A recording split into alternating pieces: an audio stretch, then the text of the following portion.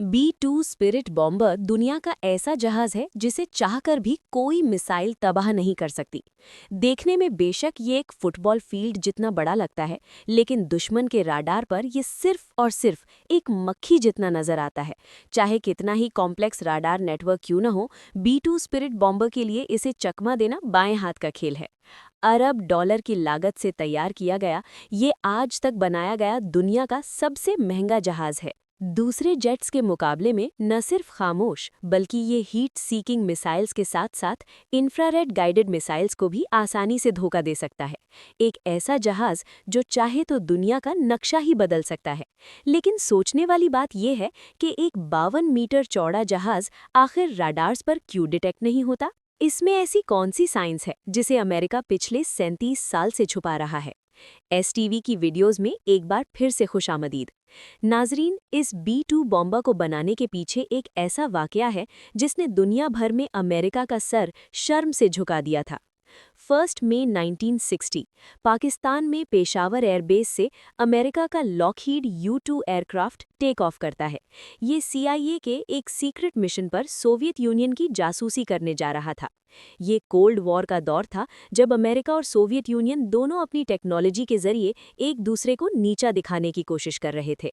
America को गुरूर था कि उसका U-2 Lockheed spy plane 80,000 feet पर फ्लाई कर सकता है और इतनी हाइट पर कोई उसका कुछ नहीं बिगाड़ सकता। यूएस समझता था कि इतनी बुलंदी तक USSR का कोई मिसाइल नहीं पहुंच सकता। लेकिन जैसे ही ये जहाज सोवियत टेरिटरी में घुसा, राडार ने फौरन उसे डिटेक्ट कर लिया। पहले फाइटर जेट्स भेजे गए, कई मिसाइल्स लॉन्च की गई, लेकिन इतनी हाइट पर हिट करना मुश्किल था। फिर सोवियत मिलिट्री ने अपना S-75 ड्विना मिसाइल लॉक करके फायर किया। अमेरिका को लगता था कि S-75 भी इतनी हाइट तक नहीं पहुंचेगा, लेकिन उसके बाद जो हुआ वो अमेरिका के वहमो गुमान में भी नहीं था। मिसाइल ने 80,000 फीट पर उड़ते U-2 प्लेन को हिट कर दिया। प्लेन यैकेटेरिनबर्ग के करीब गिरा और पायलट ने इजेक्ट कर लिया।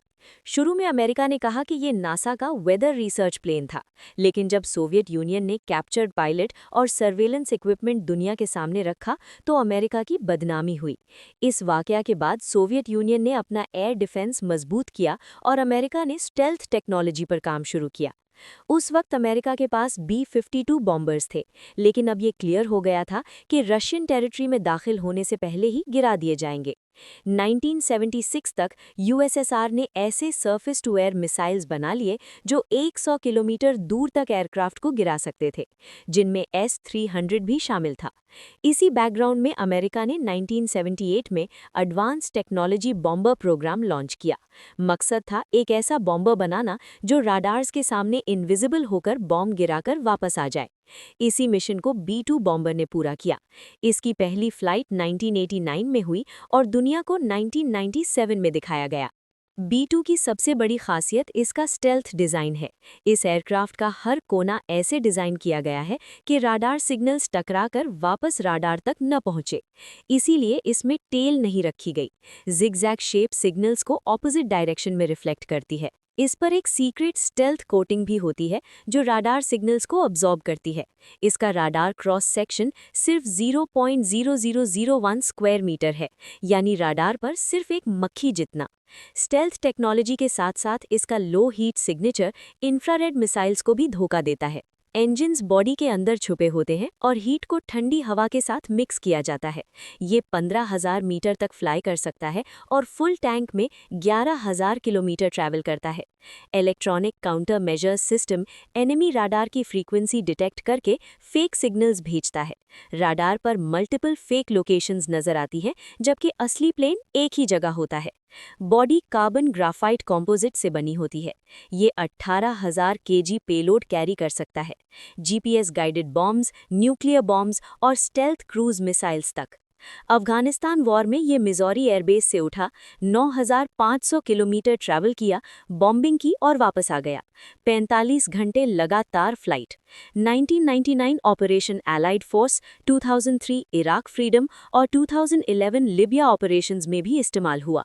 इसमें एडवांस्ड कंप्यूटर सिस्टम होता है जो स्टेबिलिटी कंट्रोल करता है। सिर्फ 21 B-2 बॉम्बर्स बनाए गए और हर एक की कॉस्ट बिलियन डॉलर्स में है। मेंटेनेंस भी एक्सट्रीमली कॉम्प्लेक्स है। हर फ्लाइट के बाद स्टेल्थ कोटिंग दोबारा अप्लाई होती है। उम्मीद है एसटीवी की ये वीडियो भी आप लोग भरपूर लाइक और शेयर करेंगे।